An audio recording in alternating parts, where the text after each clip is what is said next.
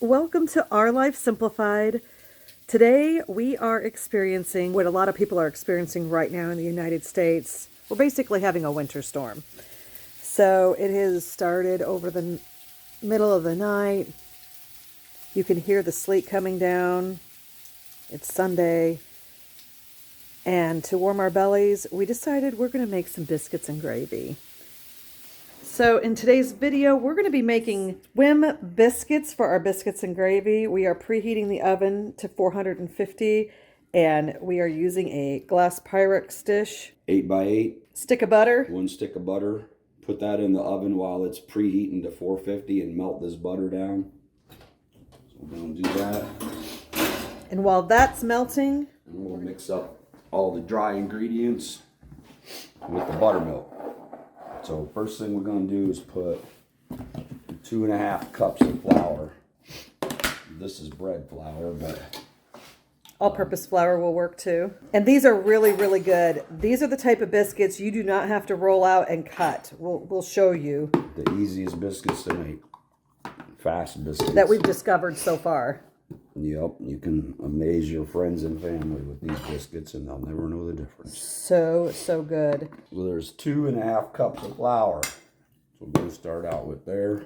I'm going to do 4 teaspoons of baking powder. I'm going to use 1 tablespoon of sugar. And 2 teaspoons of salt. There's 1 and 2. Okay, that's all the dry ingredients. Then I like to take a whisk. And I like to just mix all that up so I know it's kind of mixed up dry. It's easier to do that before you add the buttermilk, because the buttermilk will make us all start sticking together at that point. And the last thing you do is you add 2 cups of whole buttermilk with the fat. Make sure you use the buttermilk with the fat. Don't try to use that fancy low fat, unfat, all that, because you need the fat in there. That's what makes it good, and it's also what makes it. It gives you all the fat you need in the biscuits. So, and you just mix this up, and you don't want to over mix it. You don't want to make it too mixed, but get it all incorporated so there's no dry stuff left in it.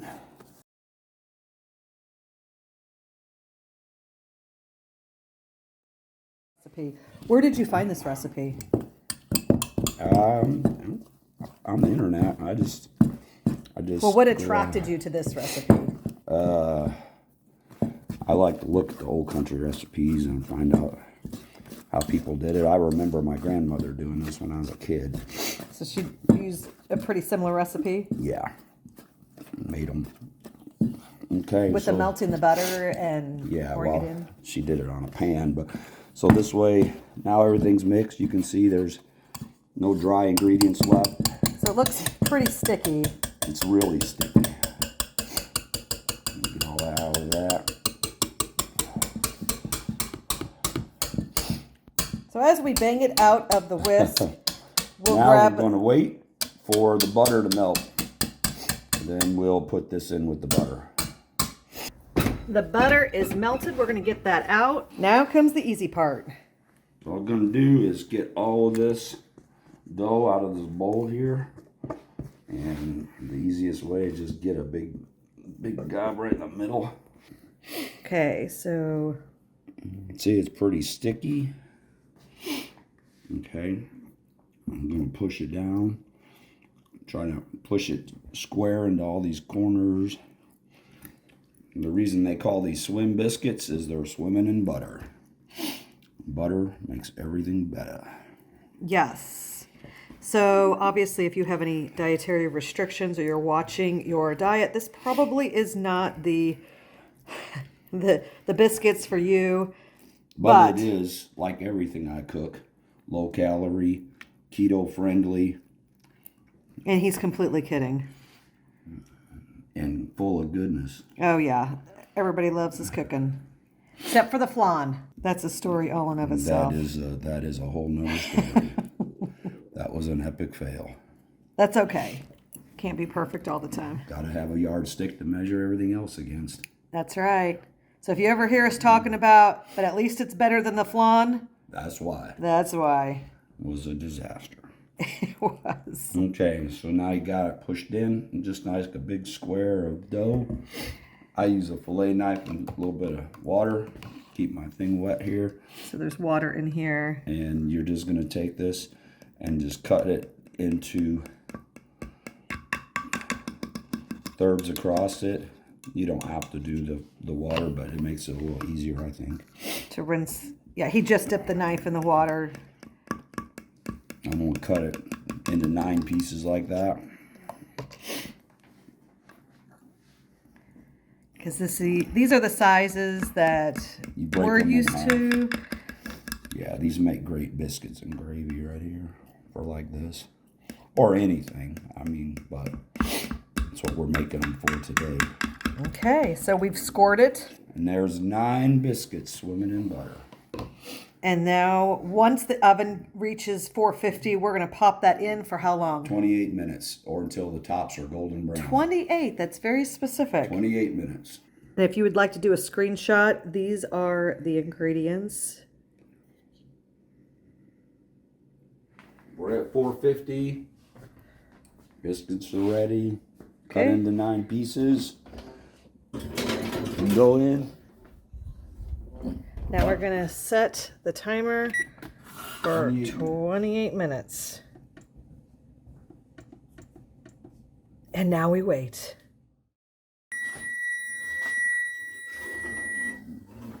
Okay. Buzzer went off. 28 minutes in, you can see the butter. Those bubbling. So we're going to let those set for a while. To let them cool. Fully cooked. And then while they're doing that, we're going to go ahead and make biscuits and gravy. Rest for probably 20 minutes or so and finish soaking the butter up. And they'll cook a little longer still yet in that glass dish. Okay. And then I'll make the biscuits and gravy. Okay, before we do that, you want to show the sausage that we made from the deer. Yeah, the sausage I'm going to use is this sausage we made here out of some deer that we got this year. It's ground, 20% pork fat. It's cut into it. Yeah, because the deer's so lean, you can't really make sausage without adding some fat to it. So this and that's what we requested from the processor, is to add the pork. Right. We just made this up, really less than a month ago. About 3 weeks ago we made this. And we found that putting it in these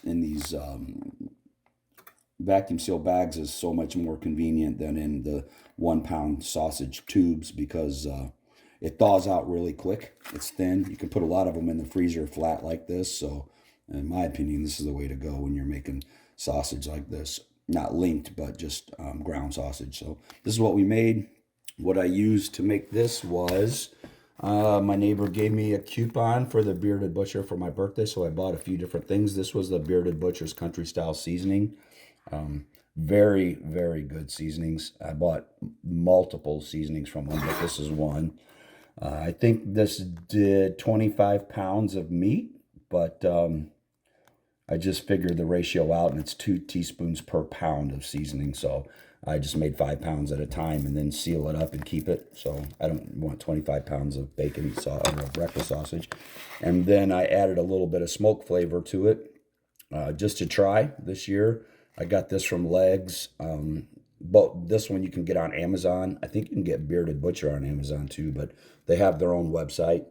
And this works out to about a half a teaspoon per pound. So you can use this in any kind of sausage making, from meat sticks to Italian sausage, whatever you want to add a little bit of smoke flavor to, that'll do it. So, which we'll probably make a little bit more, because we've already gone through a couple of these packages since we made them. Yeah, I just wanted to try out 5 pounds at first to see what we liked and adjust the seasonings and the flavor. But and it was pretty good. Pretty good. I don't think I'll change anything. I'll make some more of it. So yes.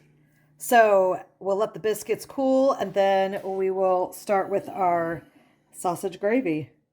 So now for the gravy. Now this is how we do it. I know there's obviously other variations, but Todd is using ghee, which is basically a clarified butter. Right. It doesn't have the milk fats in it, so it won't. You can cook it at a little higher temperature and it won't smoke. We got this at Aldi's. Yeah, because that deer meat is so lean that there's almost no fat in it, so except for the 20% pork fat I had added, so it makes it just a little bit easier to cook to have a little bit of fat on there. And this will do it. For various types of things that we make with it. 1 pound of sausage. This sausage is one of them. We've made burgers with it, meatloaf, all kinds of meals we've made with it. I've even made some videos on what we've made with it. We'll go ahead and we will get that broken down into small pieces. Correction, this did not come from Aldi's. Where did you get this at? Schnucks. Schnucks. All right. Aldi's, for some reason, has stopped carrying it. I don't know why. Unless they ran out when we were there. They told me they stopped carrying it. Oh, okay. So Schnucks. I do like Schnucks. They sometimes carry things that other stores will not, even our international store. I know one time we were looking for jicama for a recipe that we were cooking with, and I think we went to 5 different stores, including our international store that we have located in Carbondale, which they usually carry a little bit of everything because of the university. They bring in all kinds of students all around the world. But yeah, Schnucks does carry more things than, or more unusual things or harder things to get, it seems like. I'm going to cook this on medium to medium-high heat until it's browned. Now that everything is, all the meat is cooked down and broken up, we're going to add 1/4 cup of flour. This is the same recipe I use anytime I'm doing this. 1/4 cup of flour, 2 cups of whole milk. Do not use 1% skim milk, whole milk. well, not if you want it to turn out like our biscuits and gravy. If you want biscuits and gravy, use whole milk. If you want to eat a carrot, eat a carrot. But listen, biscuits and gravy, you use whole milk. So incorporate that until you don't see any white. This is how you don't have lumpy gravy right here. You put that flour right on top of that meat, and you mix it up like that. Okay, and get it in there, and then we're going to come back and add 2 cups of milk to that. And I got that about on medium-high. And if you got a good cast iron skillet, there's nothing to this. It won't stick. It'll just start to thicken up. It's going to bubble a little bit.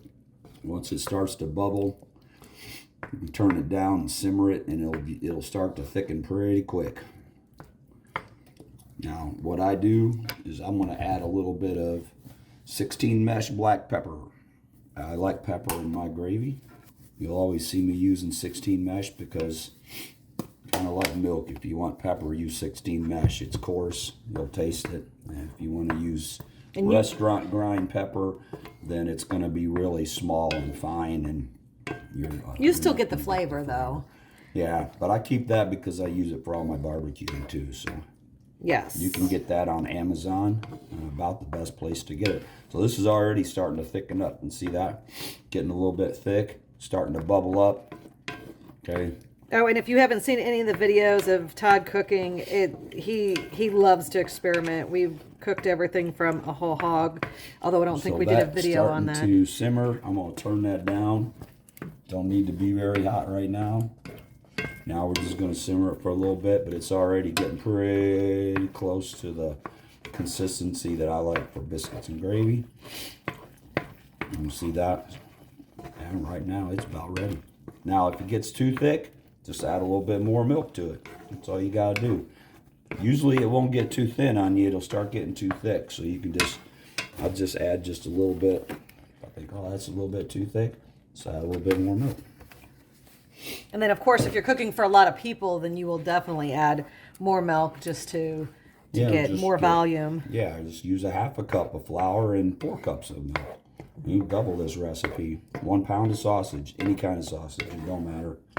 This just happened to be sausage we made, but yeah, I did not salt this because the smoke flavor that I added gave it a little bit of a salty flavor, so I don't want to really overdo that. But and he's referring to the smoke flavoring that we added to the sausage back when we made the sausage a few weeks ago. That right there is looking pretty good to me for biscuits and gravy.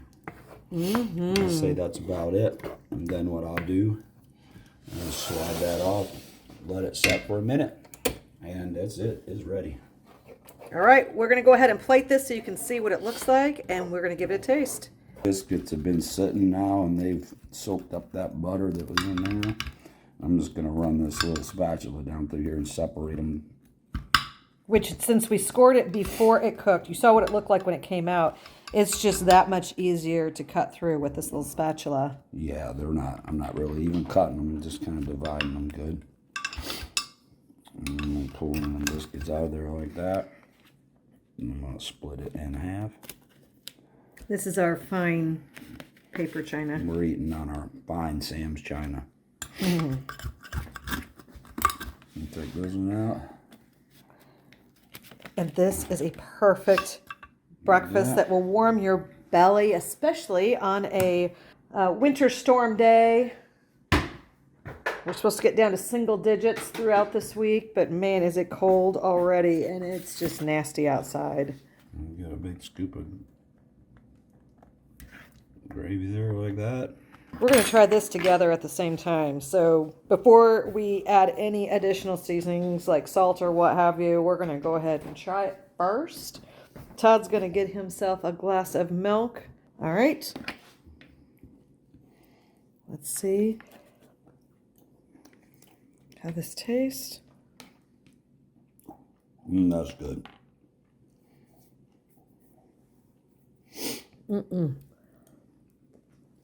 That's good. Oh, yeah.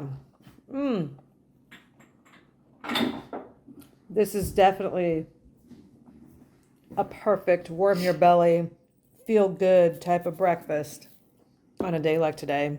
You added some salt. For me, the salt level's fine. Todd likes a lot of salt, which we'll have to talk about that later. Todd? Only thing I like better than salt is more salt. Oh, no. What is amazing about these biscuits is the outside. It's slightly, I wouldn't call it crunchy, but it's definitely firm. It's got a slight crust. And on the inside, it is so fluffy and soft and delicious. And with that butter absorbing up and through, it is just, it's so good, and it's perfect for the biscuits and gravy. Heck, we can even make this to have it as a side for a biscuit for any other types of meals. Homemade apple butter. Ooh, that's right. We did can some apple butter this year. Yeah. I did a video on that, and I can link that as well. But apple butter would be amazing with this, just plain butter, or your butter that you make that's like what is it, like a cinnamon, Cinnamon butter. honey cinnamon butter. That would be, oh my gosh, that would be absolutely amazing with this. So from beginning to end, we did kind of make it a longer process because Todd waited to do the gravy after this had cooled. But you most certainly, while this is cooking, you most certainly can go ahead and make your gravy and get that going. So the total, if you do that, it probably would only take 30 to 45 minutes total to do everything. And this is an absolutely delicious, hearty, warm your belly, feel good. Low calorie, low keto, fat free. Or just the opposite. But it's so delicious. If you don't have any health concerns, this is just absolutely phenomenal. If you make it, let me know how it turned out and what you think. Enjoy, and thank you for watching. Oh, yeah.